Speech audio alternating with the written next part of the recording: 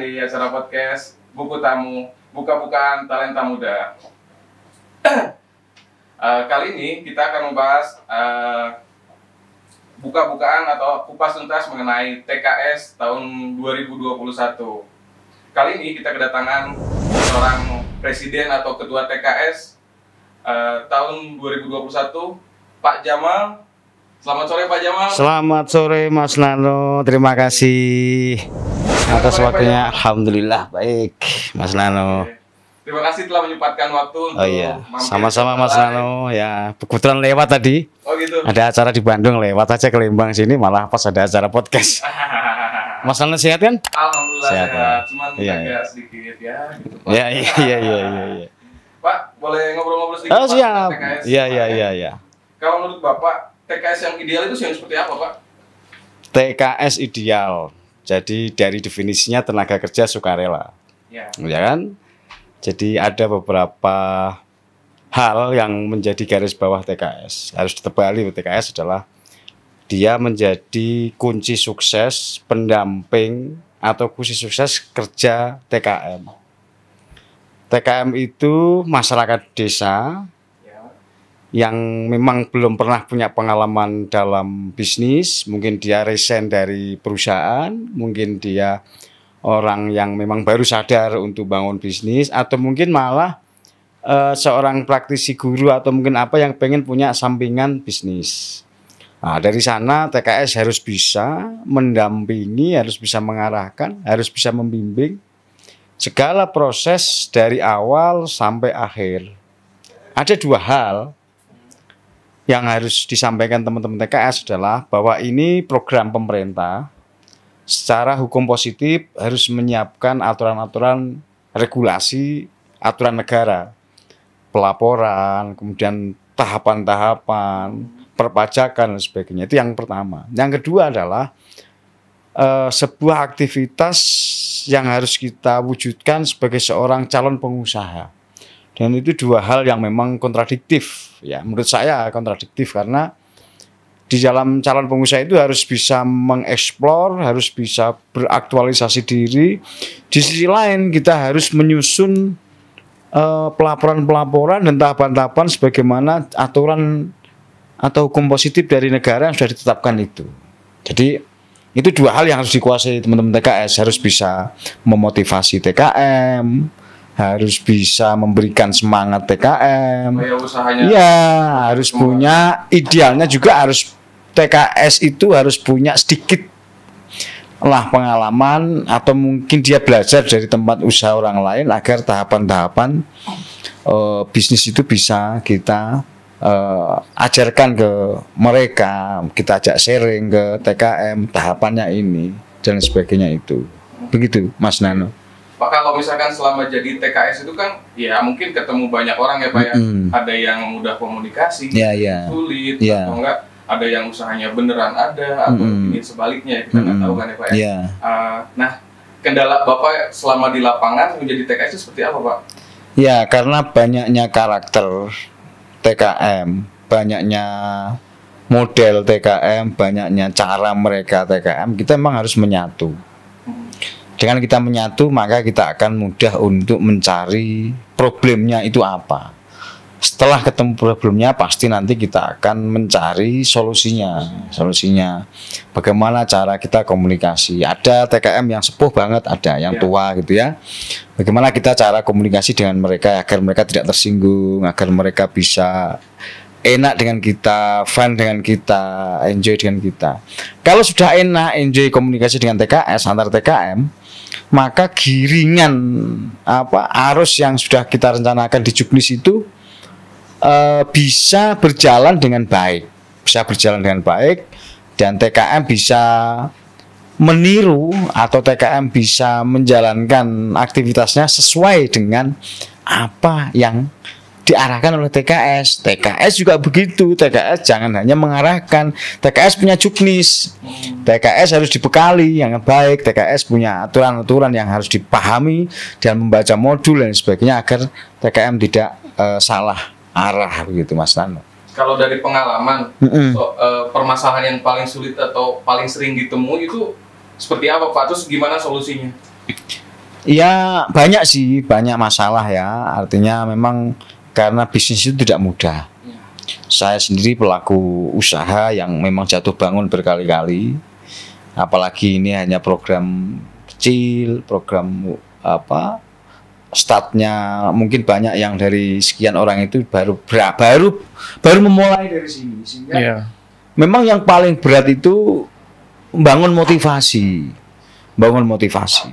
Apalagi mohon maaf para teman-teman TKM, setelah dana cair itu mungkin sebagian besar juga halah, kata orang Jawa itu halah.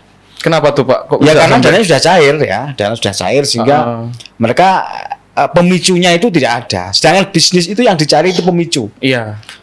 Di Indonesia itu orang sukses gara-gara rata-rata orang berawal dari kemiskinan.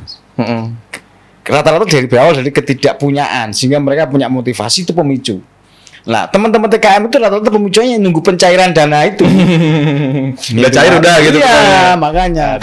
Jadi kita harus cari pemicu. Nah, itulah peran TKS bagaimana kita bisa menyampaikan kepada teman-teman TKM bahwa pelaporan itu penting.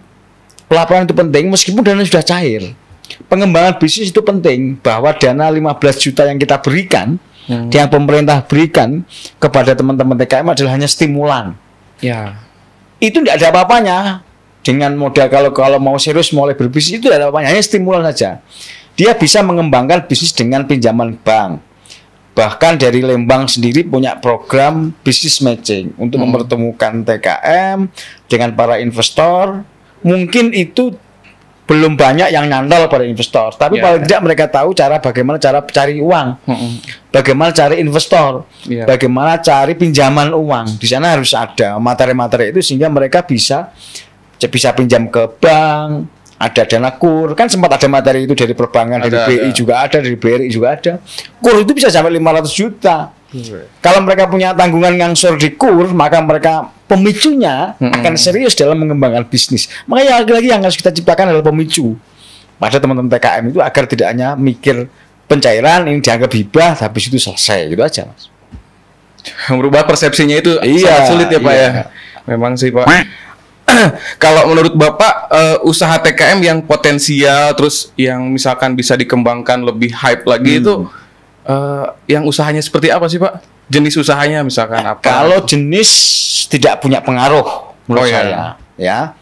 Jadi tergantung orangnya. Apapun usaha itu bisa kita kembangkan. Lele bisa kita kembangkan. Nanti ada frozen, kemudian bisa kita kirim, dan frozen lele itu bisa bertahan 3 bulan. Bisa bertahan 3 bulan, kita jual di perkotaan. Bisnis rata-rata teman-teman TKM yang rata-rata lele ya, yang mudah begitu, rata-rata kemudian makanan ringan kayak keripik apa itu kan bisa kita scale up. Saya sendiri selaku yang kemarin juga dipercaya dari Lembang untuk membantu dalam konteks acara business matching, itu saya mengambil beberapa teman-teman TKM yang saya follow up. Saya bantu penjualannya, saya bantu pengawalan bisnisnya, saya kasih semangat mereka agar mereka merasakan bahwa tahapan-tahapan akan ada. Dan satu hal sebelum kita selesai Mas Nano, mungkin bisa dimengerti oleh teman-teman TKM ataupun masyarakat umum, bahwa bisnis itu paling tidak butuh waktu 2-3 tahun untuk bisa dikatakan sukses. Jadi 1-3 tahun adalah masa kritisnya seorang pengusaha. Kalau dia mampu melewati masa waktu 3 tahun, maka dia akan menikmati sebuah hasil, menikmati sebuah jerih payah yang selama ini kita keluarkan. Kalau hanya 1 tahun jatuh terus kapok gitu ya, daftar lagi sebagai karyawan, besok lagi ada peluang bisnis lagi, itu tidak akan ada hasilnya. Balik lagi ke nol ya Pak ya. Kalau 1 tahun bangkrut ya, 15 juta habis ya. Kalau kita tetap masih punya semangat, punya motivasi, dia akan pinjam ke bank, pinjam ke koperasi, bahkan pinjam teman, cari investor ke teman. Itu kan bagian dari kepercayaan saja. Banyak teman-teman yang punya uang yang tidak bisa mengolah kok. Jadi bisa kita pakai, bisa kita pinjam untuk mengembangkan sebuah bisnis. Begitu Mas Nan. Kalau ditanya capek nih Pak, capek nggak sih Pak jadi TKS yang menghadapi TKM yang berbagai jenis sifat kayak gitu Pak? Saya sendiri capek Mas sebenarnya, tapi saya menikmati. Saya menikmati karena saya senang bagian dari, saya secara pribadi, mungkin teman-teman TKS yang lain saya tidak tahu.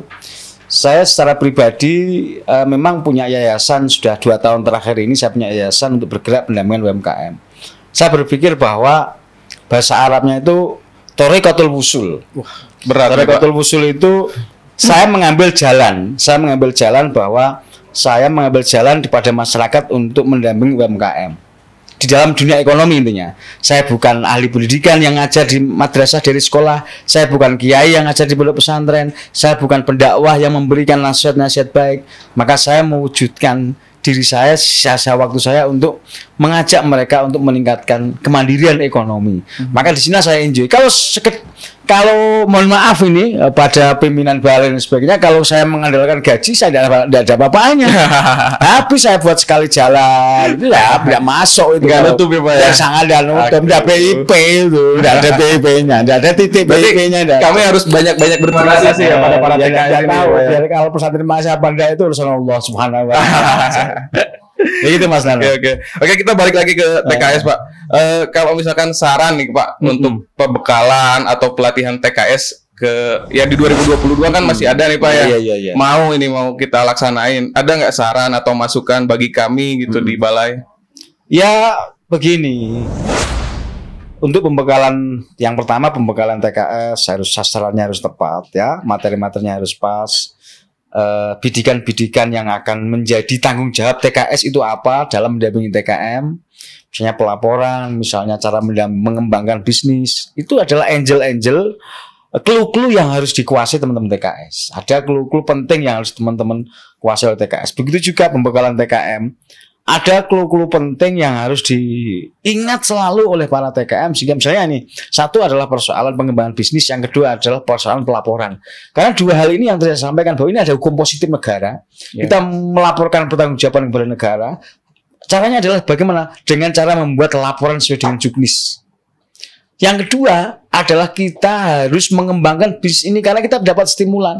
Ini adalah amanat kita yang harus kita kembangkan. Kita sebagai bisnis kita, siapa tahu dari program 15 juta ini menjadi sebuah idealitas bagi penciptaan UMKM baru yang menambah tenaga kerja, sehingga program dari Kemenaker ini memperluas tenaga kerja menjadi berhasil.